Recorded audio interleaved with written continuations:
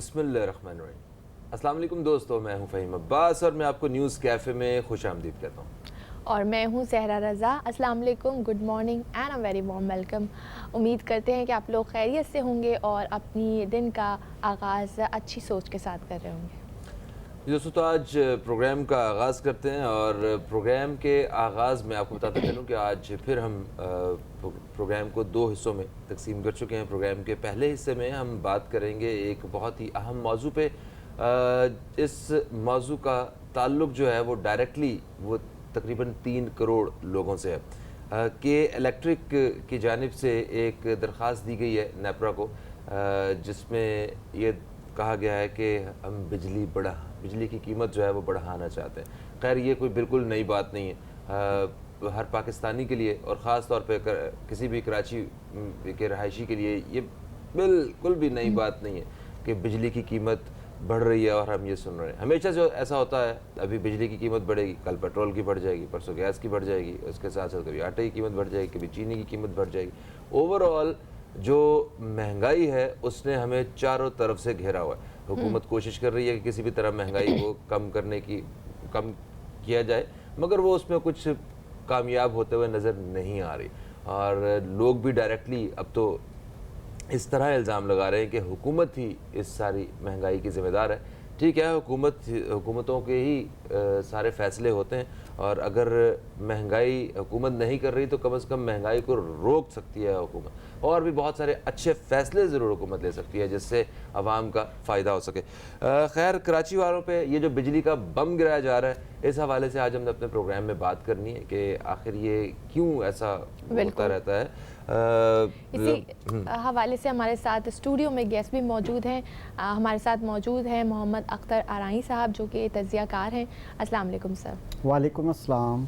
Sir, आपको show में हम खुश आमदीद करते हैं। मज़ीद बात करेंगे सर, सवाल करेंगे, लेकिन वक्त हो गया एक ब्रेक का। कहीं मत जाएगा, देखते रहिए न्यूज़ कैफ़े।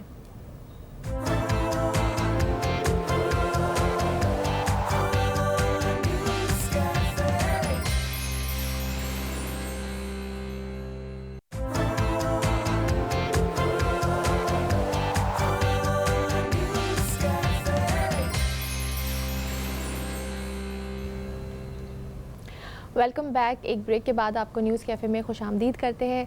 हमारे साथ मौजूद हैं मोहम्मद अख्तर आराई साहब, जो कि तज़ियाकार हैं, और आज हम उनसे जो बिजली की कीमतों में जो इजाफ़ा हुआ है उस हवाले से हम उनसे बात करेंगे। सर, कराची वालों के लिए एक बार फिर बिजली का एक नया बॉम्ब गिरने वाला है। कहा जा रहा है कि फ्यूल एडजस्टमेंट के नाम पर जो है कि इलेक्ट्रिक फ़ी यूनिट में मज़ीद इजाफ़ा करेगी, और ये इजाफ़ा 3 रुपये 24 पैसे फ़ी यूनिट होगा। तो सर, आप क्या समझते हैं कि हम आए दिन सुनते हैं कि कभी पेट्रोल की कीमत में इजाफ़ा हो रहा है, कभी चीनी की कीमत में इजाफ़ा हो रहा है, कभी बिजली की कीमत में इजाफ़ा हो रहा है, रिज़ल्ट इसका आवाम को भुगतना पड़ता है। तो ये क्यों का, और स्पेशली कराची वालों के लिए क्यों ये इजाफ़ा हो रहा है?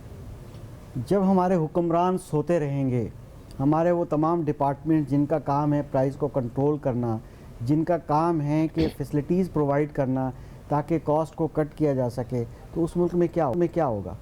यहाँ सेनेट के अंदर ट्रेडिंग चल रही है, वहाँ पर करोड़ों रुपए की डीलें हो रही हैं। यहाँ पर दुकानदार, बिजनेसमैन, केएसी, वापडा जो भी है वो जो मर्ज़ी करते रहें। अब ये मीडिया के अंदर देखें कवरेज मिल रही है, इस वक्त सेनेट के मामलात हैं और चीज़ें हैं, उसी की आड़ में खामोशी से चुपके से सब कुछ हो जाना है। अब आपको याद होगा, मैं अभी बता रहा था कि जब कोविड आया था तो गवर्नमेंट ने कहा था कि इसी को वापडा को कि यूटिलिटीज़ के बिल थोड़े कम करें, इंस्टॉलमेंट्स करें। जब इंस्टॉलमेंट्स हुई थी तो 2018 के फ्यूल एडजस्टमेंट चार्जेस लगा दिए गए। अब आवाम को एक महीना पहले क्या खाया था, क्या बिजली का बिल दिया था, क्या रेट था, वो याद नहीं होता। Exactly. वो फ्यूल एडजस्टमेंट क्या फ्यूल था, क्या लॉस हुआ, केएसी को कैसे नेपरा ने, वो रेगुलेटरी अथॉरिटीज़ ने इजाज़त दे दी। रेगुलेटरी अथॉरिटी के अंदर कोई फरिश्ते नहीं बैठे हुए, जन्नत से नहीं आए, बड़े ईमानदार लोग नहीं हैं। उनको कहाँ पता आवाम को, आवाम नैब है, आवाम के पास कोई अथॉरिटीज़ है कि वो जाके ऑडिट कर सकें। सुनवाई तो है ही नहीं किसी की। और वो इसी तरह से कहीं ना कहीं से रेट बढ़ा दिए जाते हैं। जहाँ तक आपने अभी बात की फ्यूल एडजस्टमेंट की, तो फ्यूल का वैसे भी हर जगह किरदार होता है। चाहे एक सब्ज़ी वाला है, वो मंडी से लाता है, ट्रांसपोर्टेशन है, हर जगह पर ये फ्यूल एक ऐसी चीज़ है, देखें अभी जैसे ट्रेंड जा रहा है इंटरनेशनल मार्केट में, मई में बल्कि मार्च अप्रैल मई में बहुत लोएस्ट प्राइस आ गई थी इंटरनेशनल मार्केट में फ्यूल की, और उसका बेनिफिट भी हुआ जो भी था। बहरहाल अब जाते हुए अभी ऊपर जा रहा है उसका ग्राफ, अगर ट्रेंड देखेंगे आप तो अभी फरवरी में और ज़्यादा इंटरनेशनल मार्केट में प्राइस ज़्यादा जाएगी, तो उसका इम्पैक्ट तो पड़ना है। सही सर, वो सिर्फ बिजली पे नहीं, वो आपने सही कहा कि वो हर चीज़ पे होता है। वो एक सब्जी की दुकान पे जाएंगे आपको वहाँ भी उसका असर नज़र आएगा, आप तंदूर पे जाएंगे वहाँ भी आपको इसका असर जो है पता चलेगा। मगर सर चीज़ों की कीमतें बढ़ती हैं वक्त के साथ साथ, ये तो एक हकीकत है, इसको सब तस्लीम करते हैं कि जो चीज़ों की कीमत हमारे बचपन में थी या हमारे बड़ों के बचपन में थी वो आज नहीं है। सर इसका एक तरीकाकार होना चाहिए या होता होगा कि आपने सालाना या हर 6 महीने बाद पूरी प्लानिंग के साथ आपने कहा कि अच्छा हमें अब ऐसा लग रहा है हमें इसमें इतना सा इजाफा करना चाहिए अपनी डिमांड सप्लाई और सारी इन चीज़ों को देखते हुए। क्या ये बिल्कुल सही तरीका है कि जैसे दिल किया उसी वक्त जनाब आज हम 3 रुपये बढ़ा रहे हैं, आज 10 रुपये की मंजूरी दे दी गई है, आज जनाब ये इतने की दरख्वास्त कर दी गई है? क्या ये कौन सा तरीका है चीज़ों को महंगा करने का? सर मैंने कहा कि नेपरा में कोई फरिश्ते नहीं बैठे हुए। मैं बता दूं कि अगर पाकिस्तान के अंदर हम सिर्फ सियासतदानों को करप्ट कहते हैं, हमारी जितनी एग्जीक्यूटिव है जितने ब्यूरोक्रेट्स हैं वो करप्ट हैं। अगर ब्यूरोक्रेसी करप्ट ना होना, आप यकीन कीजिएगा कि यहाँ पर बिल्कुल सब कुछ ठीक हो जाए। सियासतदान कुछ नहीं कर सकता, उनको अपना कट चाहिए होता है। कट एक वर्ड है जो यूज़ होता है, तो फिर तो करप्ट है एवरीवन। मैं आपको एक छोटी सी एग्जांपल फिर वहीं दे दूं, क्योंकि इस वक्त हर व्यूअर खाना खाता है, उसके हंडिया पकती है, ज़ाहिर है कि उसमें कुछ ना कुछ, एक धनिए की जो गट्ठी होती है वो मार्केट में 2 रुपए की मिलती है फॉर एग्जांपल, और ये एग्जांपल नहीं है, ये रियल प्राइस है। 2 रुपए की या कभी 3 रुपए की, कभी इससे भी कम, साइज़ पे भी डिपेंड करता है। वो 10 से 20 रुपए की एक रिटेलर शॉप के पास मिलती है। अच्छा, अब इतना बड़ा यानी 400-500% ज़्यादा कीमत वो ले रहा है वेजिटेबल शॉप वाला। आप बताइए कि 4 अफराद की या 6 अफराद की फैमिली के लिए 500 रुपये का नोट ले जाएं तो सब्ज़ी पूरी नहीं आती, एक वक्त की हंडिया नहीं बनती। आप मुझे बताइए कि अब इतना 400% जो प्रॉफिट ले रहा है, उस प्रॉफिट में सिर्फ वो दुकानदार नहीं है। अब आप देखिए पूरी मशीनरी क्या है, हम सिर्फ वफाकी हुकूमत को रोएंगे, हम सूबाई हुकूमत को रोएंगे, हम हर किसी को रोएंगे, सब इसमें शामिल है। यानी कि वो सब्ज़ी वाला बीटर को बीट देता है, यानी कि वहाँ पुलिस स्टेशन को बीट देता है, केएमसी को बीट देता है, और तमाम प्राइस कंट्रोल डिपार्टमेंट को बीट देता है, सबको बीट देता है। अगर वो ठेला लगाता है उसको बीट देता है, उसके भी अखराजात हैं।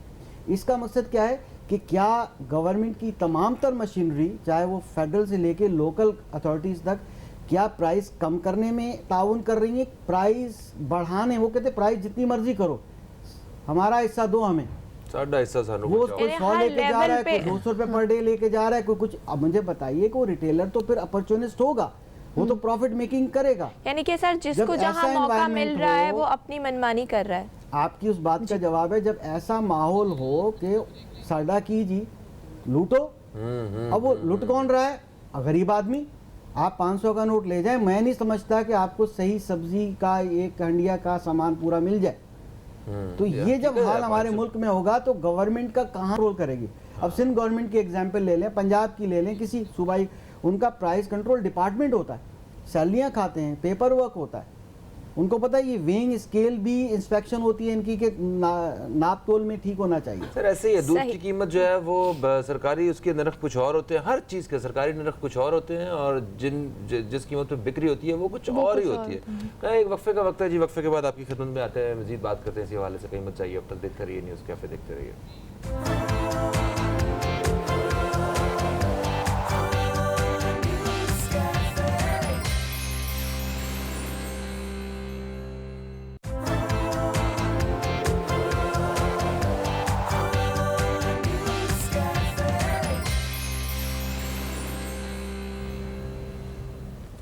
एक वक्फे के बाद आपको फिर से खुशामदीद कहते हैं हम न्यूज़ कैफ़े में। मैं हूं फ़हीम अब्बास, मेरे साथ सहरा रज़ा है, और स्टूडियो में हमारे साथ मौजूद हैं जनाब अख्तर अराई साहब। अख्तर अराई साहब, आपको भी एक दफ़ा फिर से हम खुशामदीद कहते हैं। वक्फे से पहले हमने बात की कि किस तरह चीज़ों की कीमतों में इजाफा हो रहा है, स्पेशली बिजली की जो कीमत बढ़ाने के हवाले से के इलेक्ट्रिक ने नेपरा से जो है दरख्वास्त की है। सर ओवरऑल देखें दुनिया में तो ये बड़ा ही कोई माशी तौर पे या सेहत के एतबार से, किसी भी एतबार से बड़ा एक मुश्किल वक्त है जहाँ जिससे हम गुज़र रहे हैं, और अल्लाह करे कि ये आखिरी उसके कुछ दिन ही हो इस मुश्किल वक्त के। जितने बड़े बड़े ममालिक हैं वो अपनी आवाम को वजीफ़े दे रहे हैं, उन्हें चेक्स दे रहे हैं घर बैठ के कि आपको किसी किस्म की परेशानी नहीं होनी चाहिए, हम हैं बैठे हुए आपका ख्याल रखने के लिए। ये ना हो कि आप खाने पीने की वजह से तंग हो जाएं या किसी किस्म के काम बंद है तो आपकी लाइफ डिस्टर्ब हो जाए। ये उनकी हुकूमतें सोच रही हैं। हमारी हुकूमत भी ऐसा सोच रही होगी, मगर आवाम के साथ क्या हो रहा है? ये आज पेट्रोल की कीमत बढ़ गई, आज जनाब ये बिजली की कीमत बढ़ गई, कल फलानी चीज़ की कीमत बढ़ गई। और ठीक है, कीमतें बढ़ती हैं, आपकी इनकम जो है वो भी बढ़नी चाहिए। अगर आप एक चीज़ 10 रुपए की ख़रीदते थे, आपकी जेब में उस वक्त 100 रुपये होता था, आपको नहीं चुभता था। आपकी जेब में 200 रुपये हो गया, चीज़ 20 रुपये की हो गई है, नहीं चुभेगा। जो आपकी जेब में 80 रुपये हो गए हैं, चीज़ 30 रुपये की हो गई है। इस सूरत हाल में हम ज़िंदगी गुजार रहे हैं। जनाब मैं चाहता हूँ कि इस पर अपने ख्यालात जो है ना वो शेयर करें हमारे साथ। बिल्कुल, आपने बहुत अच्छा जायज़ा लिया, और हकीकत भी यही है कि दुनिया भर की जो गवर्नमेंट्स हैं वो इस दौर के अंदर बुनियादी ज़रूरियात घर की दहलीज तक पहुंचाती थी। जैसे दूध की बोतल है या ब्रेकफास्ट है या कोई भी चीज़ें हैं, तो वो दहलीज पर उसका एक पैकेट सुबह सुबह रखा होता या वीकली बेसिस पे। यहाँ पर जो पैसे लेके बाइंग करने जा रहा है, वो जो 10 रुपए की चीज़ है वो 20 की मिल रही है। हाँ। या उसकी 20-30% तनख्वाह कट चुकी है, और या फिर उसकी तनख्वाह नहीं मिल रही। जो हैं वो कम हो गए हैं, ख़त्म हो गए हैं। तो यहाँ तो उल्टा बल्कि अजीब किस्म का तरीक़ेकार है। अब मैं एक एग्जांपल दूं कि जनाब एक अभी आपने न्यूज़ देखी होगी कि हमारे प्राइम मिनिस्टर साहब, वज़ीर आज़म साहब ने अभी एक टारगेटेड जो है वो पुअर क्लास को ग्रांट देने की बात की है कि हम टारगेटेड जो है वो करेंगे। थोड़ा सा मेरे नज़र से अगर गौर करें, ये टारगेटेड ये वर्ड आया कहाँ से? क्या इनके टाइगर्स ने ये आइडिया दिया था, या टाइगर्स के केयर ऑफ कोई एक्टिविटीज़ इन्होंने करनी है और टाइगर्स के पेट भरने हैं? मेरा ख्याल है आप समझ गए होंगे। तो बात ये है कि ये इस तरह के आइडिया आपके पास, जिस मुल्क में डेटाबेस ना हो, जिस मुल्क में आपके पास स्टेटिक्स प्रॉपर ना हो, आपको पता भी नहीं है। लास्ट टाइम जब ये राशन तकसीम करने की बातें हो रही थी, तो क्या इन्होंने, चाहे वो सूबाई हुकूमतें थी चाहे वफाकी हुकूमत थी, उन्होंने कहा जी हम गुरबा को घरों में पहुंचाएंगे, ये करेंगे। वहाँ पर तो NGOs ने या लोकल फलाई इदारों ने बहुत बड़ा काम किया, गवर्नमेंट ने तो कुछ काम नहीं किया। वो तो सिर्फ ये है कि शायद खानापुरी की, इनको पता भी नहीं था कि हमारे मुल्क में गरीब कितने हैं, पॉवर्टी लाइन से लोग कितने हैं और कहाँ रहते हैं, उनकी एड्रेस क्या है। हालांकि सब कुछ पॉसिबल है। इस मुल्क में डेटाबेस के लिए जो है काम नहीं किया जाता। इसकी वजह क्या है कि अगर डेटाबेस होगा तो ये प्ले नहीं कर सकते। हर हुकूमत आएगी, ठीक है, वो अपने अपने फिगर्स देगी, घुमाए फिराएगी, आप प्रूफ ही नहीं कर सकते। किस डेटाबेस की बात कर रहे हैं आप? कराची की आबादी देख लें आप, डेटाबेस के हिसाब से कागजों में देख लें, आप किसी बंदे से पूछ लें, आप से पूछ लें। हाँ। ये दानिस्ता किया जाता है। मैं आपको एक एग्जांपल बिल्कुल आंखों देखिए, आज से कोई 20 साल पहले एक फॉरेन फंडिंग से एक रिसर्च बेस्ड एक कंपनी थी, वो आई बहरहाल जिन फोर्सेस ने भेजी, आप समझते होंगे। उन्होंने बहुत ज़बरदस्त काम किया। हैदराबाद में उनका एक जगह ऑफिस था, उन्होंने डेटाबेस पे काम किया। उसके बाद उस पर जो फ़ायदे होने थे अवामन नास को बिल्कुल नहीं हुए, मगर वो डेटा लेके चले गए, उन्होंने डेटा वहाँ यूज़ किया। हमारे मुल्क के सियासतदानों ने, उनकी सोच ही ये है कि अगर यहाँ ट्रू ट्रांसपेरेंसी होगी, डेटाबेस होगा, हर बंदा उसको एक्सेस कर लेगा नेट के ज़रिए, दूध का दूध पानी का पानी होगा, तो हम करप्शन कहाँ से करेंगे? तो ये यहाँ हमारे मुल्क का अलमिया है, चाहे यहाँ के सियासतदान हो, चाहे एग्जीक्यूटिव्स हो, बिजनेसमैन हो। आप देखें, एक छोटी सी एग्जांपल होती है कि अगर मैं एक चीज़ 10 रुपए की ख़रीदता हूँ, तो मैं शॉपकीपर हूँ, मैं वो 100 की बेचूंगा, मैं घर में ही ट्रेडिंग कर लूँगा। जैसे कि खास तौर तो ये जो नाजायज़ मुनाफाखोर जो माफिया, मैं उसकी एक छोटी सी मिसाल दे रहा हूँ, मैं मिसाल दे रहा हूँ, थोड़ा सुनिएगा, बड़ी इंटरेस्टिंग है। हर किसी को पता है कि वो मैं क्या करूँगा, घर में ही मैं अपनी मिसेस के साथ इधर उधर सौदा कर लूँगा कि जी आपसे मैंने अभी ये 95 रुपीज़ की ले ली, ठीक है। फिर जब कोई ग्राहक आएगा, वो बड़ा नेक नमाजी भी होगा, दीनदार भी होगा, और वो कहेगा जी कसम से मुझे घर में ये 95 की पड़ी है, 5, अब वो घर में पड़ी है, जुमला देखिए, मुझे यानी घर में, यानी मुझे जो पड़ी है वो मिसेस से सौदा किया उसने, और वो ये दुकानदार है। जब इस तरह के बिजनेसमैन होंगे, इस तरह के दीनदार लोग होंगे और इस तरह का कारोबार होगा तो हर बंदा लूट की मार्केट तो गर्म करेगा, तो फिर ट्रेडिंग भी होगी, फिर सैंड की सीटें भी करोड़ों रुपए में बिकेंगी, डील भी ओपन होगी। जब वो डील ओपन कर सकते हैं तो बीटर बीट भी ले सकता है आके, हर बंदा आके कमाई कर सकता है। तो जिस मुल्क का ये आवा का आवा बिगड़ा हुआ हो, उस मुल्क की पॉवर्टी लाइन से लोगों ने नीचे ही जाना है, खुदकशियां ही करनी है, उनके लिए इंतजाम नहीं किया। आपने कहा था हम इतने करोड़ नौकरियां देंगे, आपने ये कहा था, यानी सब शरीक है। मैं वफाकी हुकूमत की बात नहीं कर रहा हूँ, सूबाई हुकूमतें क्या करती हैं, लोकल गवर्नमेंट्स क्या करती हैं, एक इंडिविजुअल कैपेसिटी में सर, लेकिन कहीं किसी ने तो कुछ काम करना होगा ना। पूरा सिस्टम अगर ख़राब है तो कहीं इसको सही करने की ज़रूरत है ना। दौर का सिरा तो होगा कोई ना कोई सिरा तो होगा, क्योंकि हम सोल्यूशन की तरफ भी तो जाएंगे। लेकिन वक्त हो गया एक ब्रेक का, कहीं मत जाएगा, देखते रहिए न्यूज़ कैफे।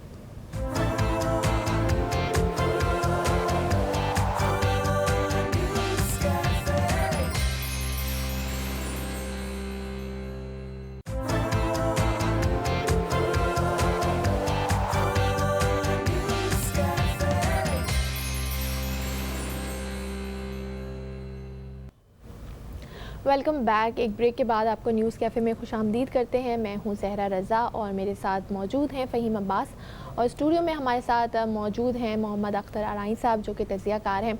और सर, ब्रेक पे जाने से पहले हम आपसे बात कर रहे थे कि जैसा कि हम बात कर रहे हैं, सिस्टम पूरा का पूरा ख़राब है, हर लेवल पे करप्शन हो रही है, जिसकी जो मर्ज़ी है वो अपनी मनमानी कीमत पर चीज़ें फ़रोख्त कर रहा है, जो नाजायज़ मुनाफाखोर माफियाज़ हैं और जो ज़ख़ीरा अंदोज़ी करते हैं। तो इनको सर रोकने का कोई तो तरीका होगा ना, कोई हुकूमत या कानून, किस तरह से हम ये चीज़ों को रोक सकते हैं, क्योंकि ये भी एक बड़ा सबब है महंगाई का मुल्क में इस वक्त। देखिए, बेसिकली अवाम जो है वो एक स्टेक होल्डर है जी, यूज़र है, कंज्यूमर है। हमारी आदतें बिगड़ चुकी हैं। हम लोग अब अगर हम एक बात करते हैं KSC की, वापडा की या किसी भी और चीज़ की, ठीक है, उसकी महंगाई है, और वो टाइकून्स बैठे हुए हैं, पॉलिटिकल से बहुत स्ट्रॉन्ग पार्टीज़ बैठी हुई हैं जो गवर्नमेंट्स गिराती हैं और गवर्नमेंट्स लाती हैं, उसमें बहुत कलीदी किरदार अदा करती हैं। आवाम के बस में एक बात तो है कि मेरे घर में जितनी इलेक्ट्रिसिटी यूज़ होती है, मैं फजूल खर्ची क्यों करता हूँ।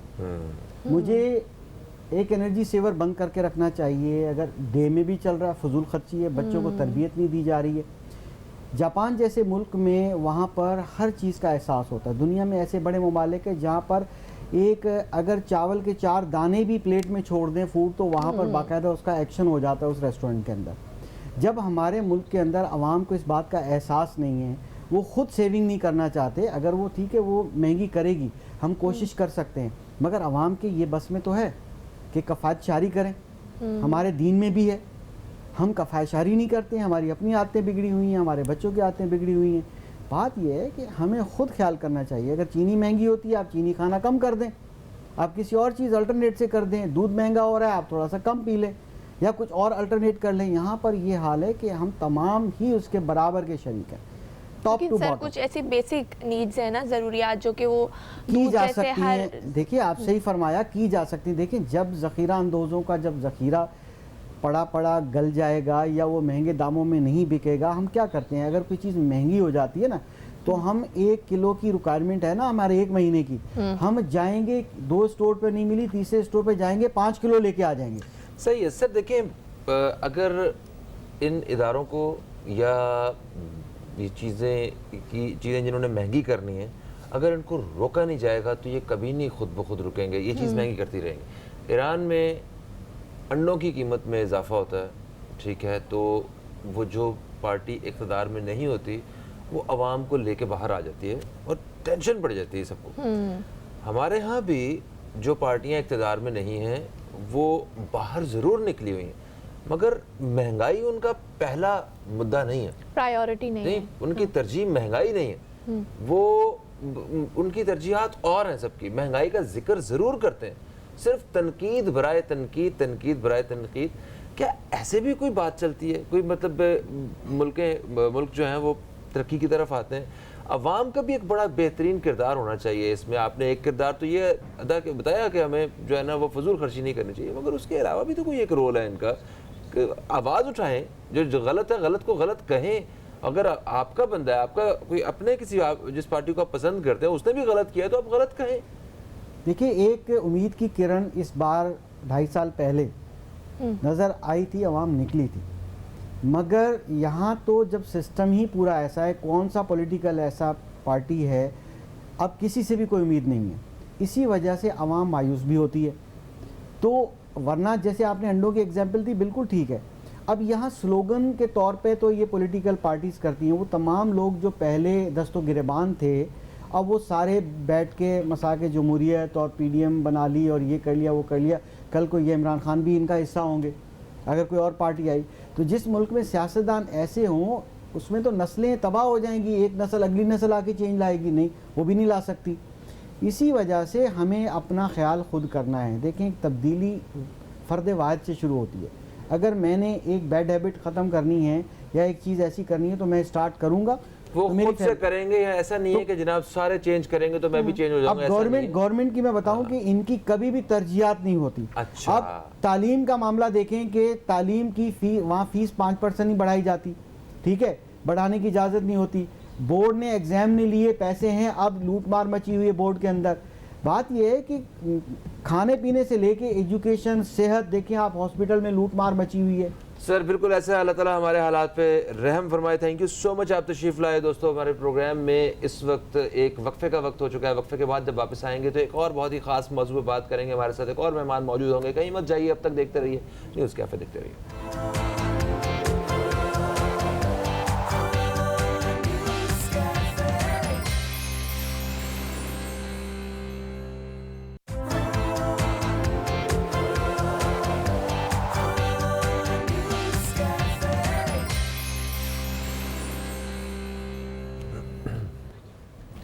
Welcome back. एक ब्रेक के बाद आपको न्यूज़ कैफ़े में खुशामदीद करते हैं। मैं हूं ज़हरा रज़ा और मेरे साथ मौजूद हैं फ़हीम अब्बास। और प्रोग्राम के इस दूसरे हिस्से में हम एक बहुत ही इम्पॉर्टेंट टॉपिक के ऊपर बात करेंगे, कोरोना वायरस और इसके असरात के ऊपर। इसमें तो कोई भी शक नहीं है कि कोरोना वायरस ने पूरी दुनिया को मुतासिर किया है। और बात करें फाइनेंशियली, इकनॉमिकली, सोशली, बड़े बड़े लोगों के कारोबार जो हैं वो बंद हो गए, लोगों की नौकरियां चली गईं, बड़ी बड़ी कंपनियों को बहुत ज़्यादा लॉस हुआ। उसी तरह जिस तरह इसने हर शोबे को, हर सेक्टर को अफेक्ट किया, इसने इंसान की हेल्थ को भी अफेक्ट किया। और जब हम हेल्थ में बात करते हैं, फ़िज़िकल हेल्थ के साथ साथ मेंटल हेल्थ को भी अफेक्ट किया, लोगों को ज़हनी तौर पर बहुत ज़्यादा मुतासिर किया। आज इसी हवाले से हम अपने प्रोग्राम में बात करेंगे कि इसके हमारे जहनों पर क्या असरात हुए। कई लोगों को कोरोना फोबिया हो गया, कई लोग एंजाइटी का शिकार हो गए, डिप्रेशन का शिकार हो गए। इसको किस तरीके से डील किया जा सकता है? और अगर कोरोना वायरस एक बीमारी की तरह हम इसे लेते हैं तो ये जो खौफ है किसी बीमारी से या किसी भी चीज़ से, वो खौफ बजाते खुद एक बहुत बड़ी बीमारी है। ये आपको शायद जिस चीज़ से हम डर रहे हैं उससे ज़्यादा नुकसान आपको पहुंचा सकती है। मगर इस वक्त में हमें किस तरह इससे निकलना है और किस तरह मुकाबला करना है, जिसमें हमें बहुत ज़्यादा कोई अपनी ज़िंदगी में कोई तब्दीलियाँ लाने की ज़रूरत नहीं है। सिर्फ मेरा ख्याल है कि सोचने का अंदाज़ और एक जाविया जो है उसको अगर बदल लिया जाए तो हम एक दूसरी जानिब, एक बेहतरी की जानिब जा सकते हैं। इसी हवाले से बात करेंगे। हमारे साथ आज एक बहुत ही अहम मेहमान मौजूद हैं जो कि हेल्थ एक्सपर्ट हैं, न्यूट्रिशनिस्ट हैं, मोहतरमा हिना अनीस साहिबा। आपको खुश आमदीद कहते हैं। अस्सलाम वालेकुम, कैसी हैं आप? वालेकुम अस्सलाम, अल्हम्दुलिल्लाह ठीक ठाक, and thanks for having me on your show.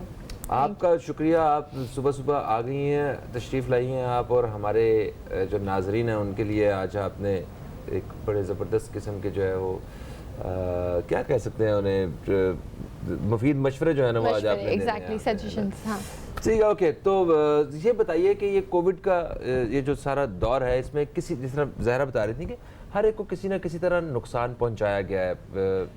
मतलब इस वायरस ने किसी को सेहत के हवाले से नुकसान पहुंचाया है, किसी को मतलब इमोशनली उसका बहुत नुकसान हुआ है, किसी का कारोबार के हवाले से नुकसान हुआ है, अलग अलग तरीके, अलग अलग किस्म के नुकसान हुआ। तो क्या ये सिर्फ कोविड के साथ नुकसान ही जुड़े हुए हैं या इससे कोई फ़ायदे भी हमें हमारी ज़िंदगी में आए होंगे? देखें, नुकसानात की बात तो हम कर ही रहे हैं। हम सब सिर्फ नेगेटिविटी की बातें करते हैं, पॉजिटिविटी की बात कोई नहीं करता। हर चीज़ जो दुनिया में उतारी गई है उसका कहीं ना कहीं अगर नुकसान है तो उसका फ़ायदा भी है। अल्लाह ताला ने फ़ायदे भी दिए। तो नुकसानात की बात तो हम पूरे शो में करते रहेंगे। सबसे पहले मैं एक फ़ायदा इसका बता देती हूँ कि कोविड के आने से क्या फ़ायदा हुआ हमें। वो ये हुआ कि कुछ इंसानियत हमारे अंदर जाग गई, कुछ अल्लाह का खौफ जाग गया, कुछ ये जाग गया रहम और हमदर्दी का जज्बा, और कि अगर मेरे साथ कल को ये हो गया तो मैं क्या करूँगी। इसलिए हमने लोगों की मदद करनी शुरू कर दी।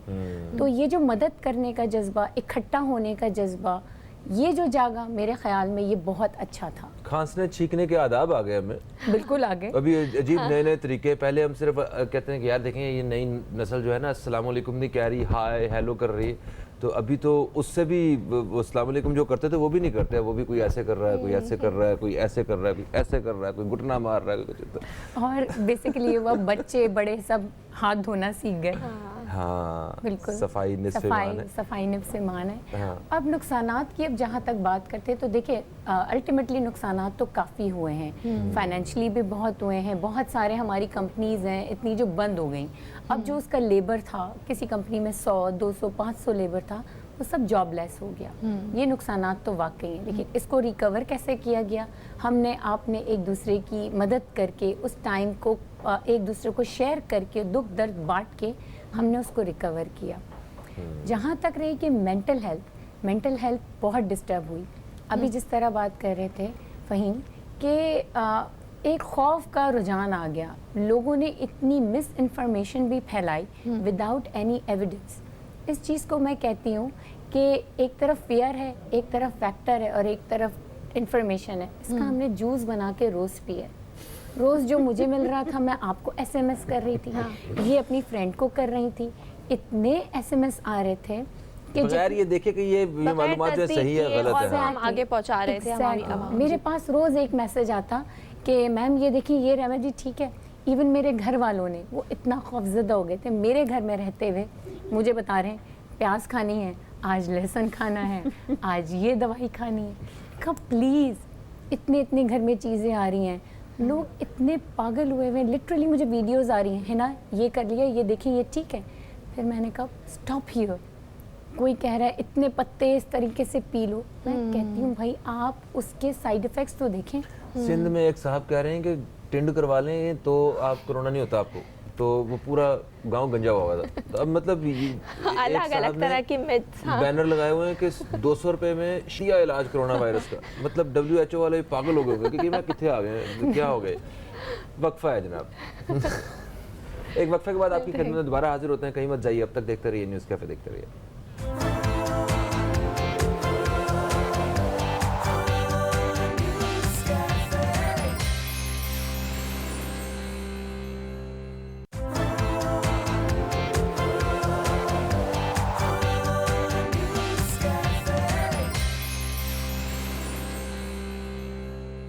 Welcome back after the break. आप देख रहे हैं न्यूज़ कैफ़े और आज हम बात कर रहे हैं कोरोना वायरस और इसके असरात के हवाले से। हिना अनीस साहिबा हमारे साथ मौजूद हैं जो कि वेलनेस कोच हैं और न्यूट्रिशनिस्ट भी हैं। और हिना, आप आजकल हम देखें पाकिस्तान की अगर बात करें तो पाकिस्तान में दो तरह के लोग हैं। एक वो जो कि बहुत ज़्यादा कोरोना का खौफ रखते हैं, जिनको कोरोना फोबिया है, और बहुत ज़्यादा जो मतलब प्रिकॉशनरी मेजर्स भी लेंगे तो बहुत एक्सट्रीम पे, दो मास्क लगाए हुए हैं और कपड़ों पे भी स्प्रे हो रहे हैं। और सब अगर किसी की फैमिली में कोरोना हो जाता है तो वो कि बस इनके घर नहीं जाना, मतलब एक होता है ना मॉरल सपोर्ट, आप फ़ोन पर उनकी खैरियत पूछ सकते हैं, आप उनके घर कुछ भिजवा सकते हैं। और एक दूसरी तरफ ऐसे लोग हैं जिनको कोरोना का बिल्कुल भी खौफ नहीं है।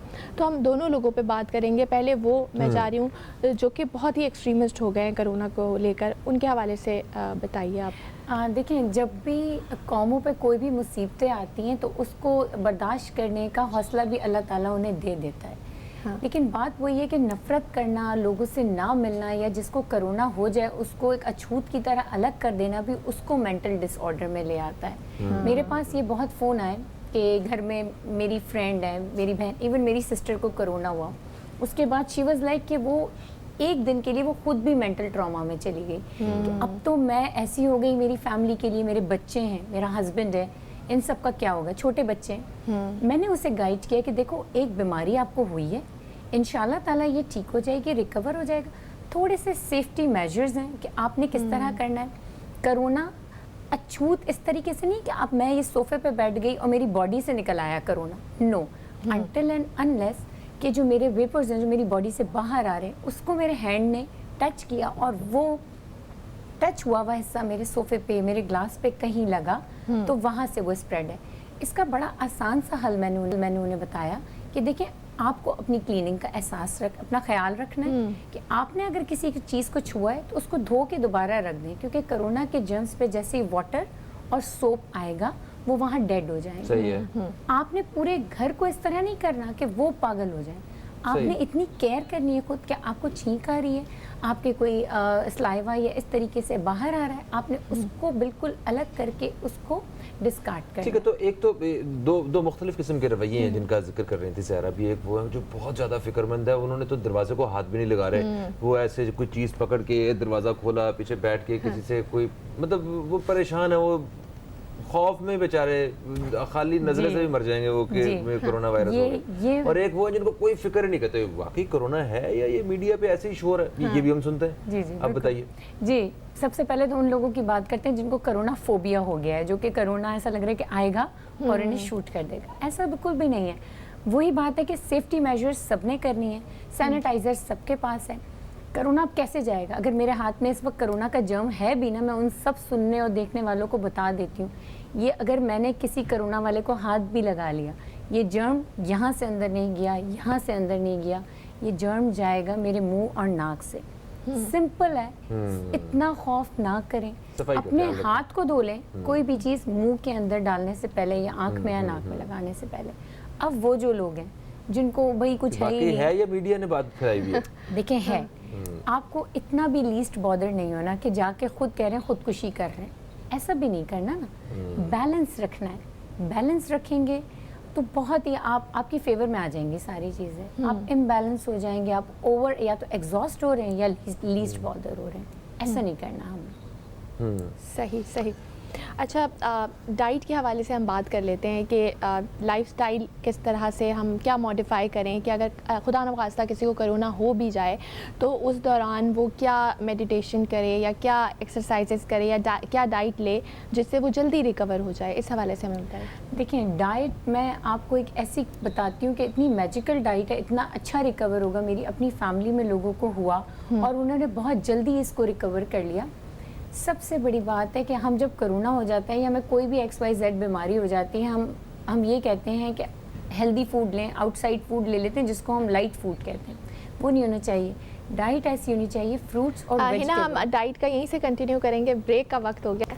कहीं मत देखते रहे न्यूज़ कैफ़े, मिलते हैं एक छोटी सी ब्रेक के बाद।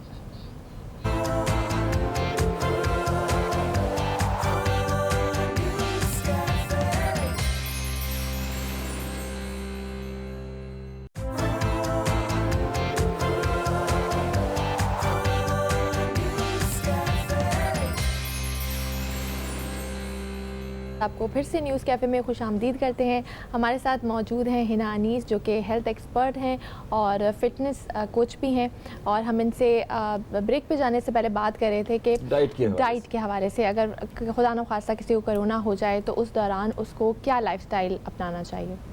देखिए फर्स्ट ऑफ ऑल तो मैं ये डाइट बताती हूँ आपको कि अगर किसी को कोरोना हो जाए वो फर्स्ट जब जैसे उसे सिम्टम्स आने लगे उस वक्त वो सारी जो आग पे पकी हुई जितनी चीज़ें हैं जिसे हम कुक करके खाते हैं उसको वहीं स्टॉप कर दें।